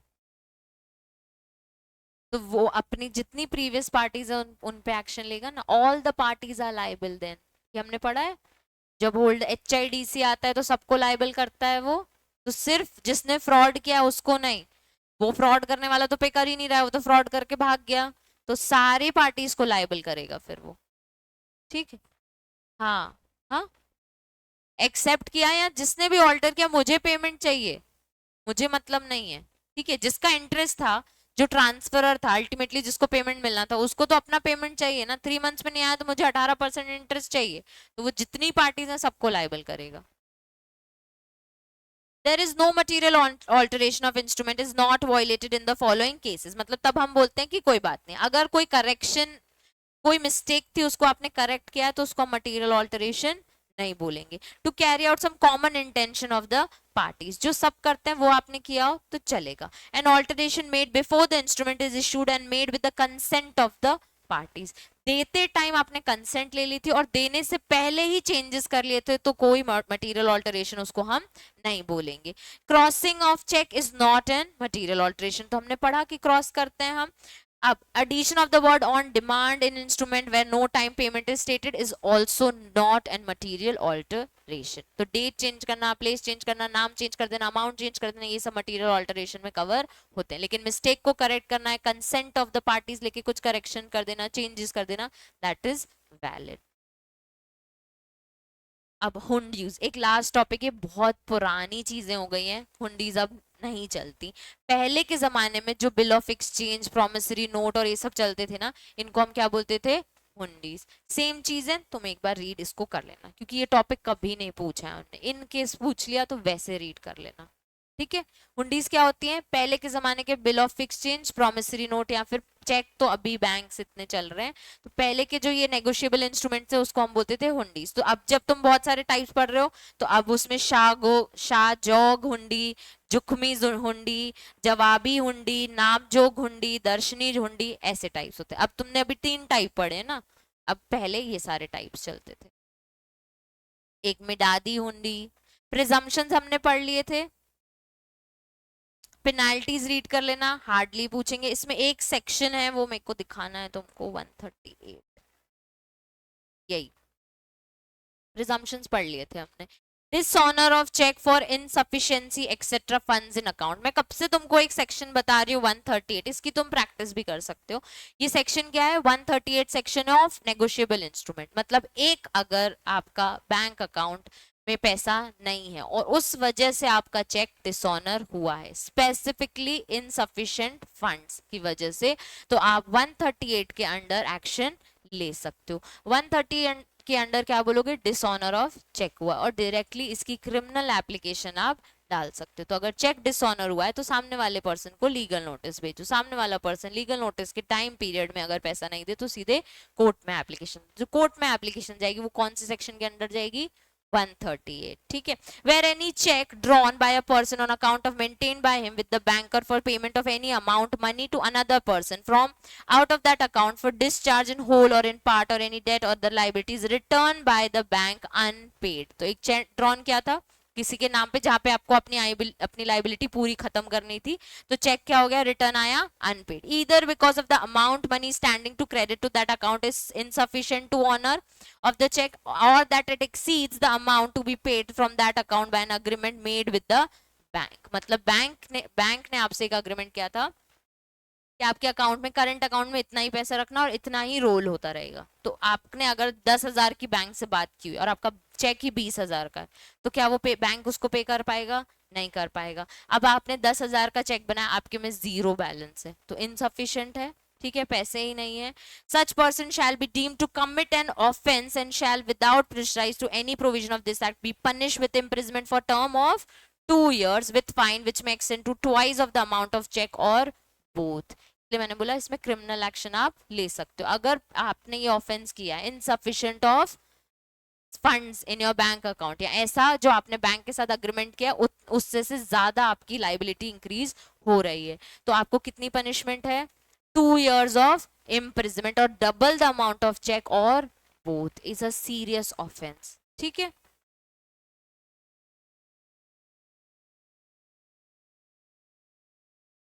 अब आ जाओ, ये सब रीड कर लेना एक बार सारे टॉपिक्स, ठीक है, तुम्हारी बुक में ट्राई दिए। नहीं, उस पर्सन को, हाँ, जिसका आपने नुकसान, कोर्ट क्या करेगा ये पैसे रख, कोर्ट ऐसे पैसे नहीं लेता है, फीस लेता है अपनी बस। जिस पर्सन के साथ आपने वो चेक में डिसऑनर किया उसको दो दो, उसको क्योंकि इतना नुकसान हुआ है ना, उसको डबल द अमाउंट। एक लास्ट टॉपिक है एनईएफटी, पता है चांस, तुम तो करते होगे एनईएफटी, बैंक से ट्रांसफर कराना, सबने सुना है, कभी यूज किया एनईएफटी? आरटीजीएस और एनईएफटी, ठीक है, रियल टाइम ग्रॉस सेटलमेंट, ठीक है। इसमें क्या होता है ना, आप एनईएफटी सिलेक्ट करते हो, जैसे नेट बैंकिंग करते हो ना हर जगह सिलेक्ट, या यूपीआई जीपे, वैसे एक एनईएफटी, हाँ, जब आपका बहुत सारा फंड होता है ना, तब आप एनईएफटी सिलेक्ट करते हो। एनईएफटी सिलेक्ट करके आपको एक बैंक अकाउंट की डिटेल्स आती हैं, ठीक है, उस बैंक अकाउंट में आपको पे करना होता है। अब वो जिसको आपको एनईएफटी करना है उसकी डिटेल्स होती हैं जनरली ये, ठीक है, जिसको आपको पे करना है उसकी, तो आप अपने बैंक को वो डिटेल्स देते हो और फिर वो आपका बैंक वो बैंक अकाउंट में ट्रांसफर करता है। तो इसमें एनईएफटी के केस में कई बार आपको बैंक के पास जाना पड़ता था पहले, अब नहीं जाना पड़ता, अब हो जाता है ऑनलाइन ही, ठीक है। कैसे काम करता है ये, नेशनल इलेक्ट्रॉनिक फंड ट्रांसफर, इसको ई ट्रांसफर कर दिया उनने। कैसे, is a national wide payment system facilitating one two one funds transfer. Under the scheme, individual firms, corporates can electronically transfer funds from any bank branch to any individual firm, corporate, or having an account with any other bank in country participating in the scheme. Clearly कोई भी individual corporate firm कोई भी हो इस NEFT को use करके electronically bank transfer कर सकता है। तो अपने ब्रांच को बोल सकते हो सामने वाले की ब्रांच में ये अमाउंट ट्रांसफर कर दो। इसके क्या एडवांटेज हो सकते हैं, round the clock availability all days of the year, कभी भी कहीं पे भी बैठ के पेमेंट हो सकती है। नियर, हाँ, 24/7 near real time funds transfer to the beneficiary account and settlement in a secure manner, बड़ा ही सिक्योर है ये। Pan India coverage through large network of branch of all types of banks, तो इसे कहीं पे भी इंडिया में हर बैंक ने एनईएफटी का सिस्टम आपको प्रोवाइड करना ही है। The beneficiary need not to visit the bank, ये मैंने स्पेसिफिकली बोला, अब बैंक में जाने की जरूरत नहीं है for any depositing of paper instrument. Positive confirmation to remitter by SMS and email on the credit to beneficiary, हमको मैसेजेस भी आ जाते हैं अगर अकाउंट ट्रांसफर होता है तो। Penal interest provision for delay in credit और return in transaction, no levy of charges by RBI from banks, तो बैंक को भी इसके कोई एक्स्ट्रा अलग से कोई चार्जेस पे करने की जरूरत नहीं है, आरबीआई को तो तुमसे भी वो नहीं लेगा। No charges to saving bank account customers for online NEFT transaction, मतलब अगर आपका सेविंग अकाउंट और एनईएफटी कर रहे हो तो कोई चार्जेस नहीं लगेंगे। The transaction charges have been capped by the RBI, तो पूरे under the surveillance of RBI होते हैं। Beside fund transfer, NEFT system can be used for variety of transaction, including payment of credit card dues to credit card issuing banks, payment of loan, EMI, inward foreign exchange remittance, etc. Transaction of legal backing भी सब कुछ इससे हो जाता है, ठीक है।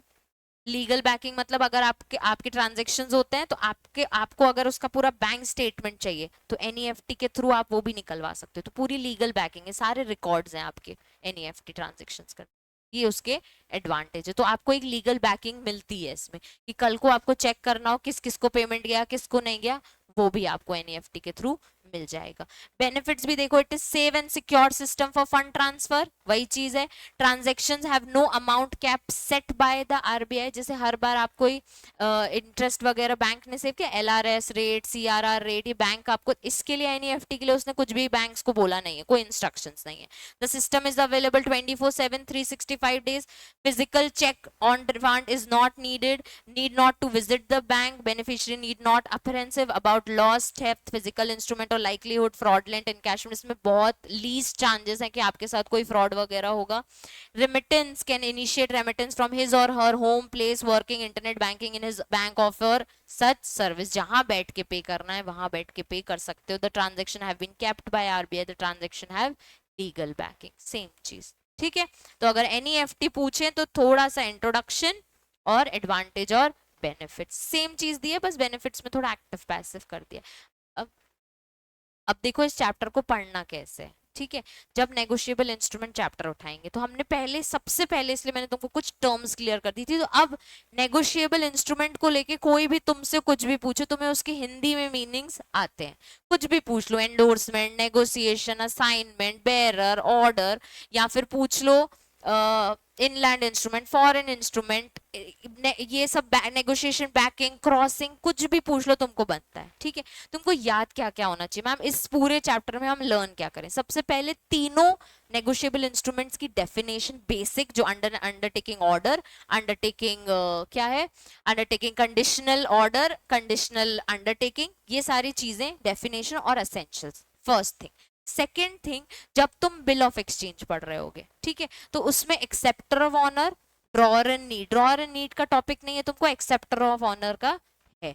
इसके अलावा तुमको पढ़ना है नेगोशिएट एंडोर्समेंट के टाइप्स और types of classification of instruments. ये हो गए topics to be learn. Differences हमको देख लेना है। अदर देन दैट एनईएफटी ये देख लेना है। सेक्शन 138 अभी तक नहीं आया, बट आई थिंक तुमको वो पूछ सकते हैं क्लियरली। उनने आज तक नहीं पूछा कि डिसऑनर ऑफ चेक का कौन सा सेक्शन है, या उसमें क्या ऑफेंसिव है, या कोई कंपनी ने ऑफेंस किया तो क्या पेनल्टी, ये सब हमसे नहीं आते। केसेस आएंगे कि कौन पर्सन लाइबल होता है, तो वो लाइबिलिटीज ऑफ अ पार्टीज था। ठीक है, तो तुम्हें पता होना चाहिए कि एज पर दिस लाइबिलिटी ये पर्सन तब लाइबल होगा जब इसके पास, जैसे एंडोर्सर की लाइबिलिटी क्लियरली दी हुई थी। अब इसकी तुमको जब क्वेश्चन बैंक मिलेगी, उसमें सिर्फ और सिर्फ केसेस होंगे, ए बी सी डी, सी ने ऐसा किया, ऐसा, तुमको उसकी प्रैक्टिस ज्यादा करनी है। ठीक है,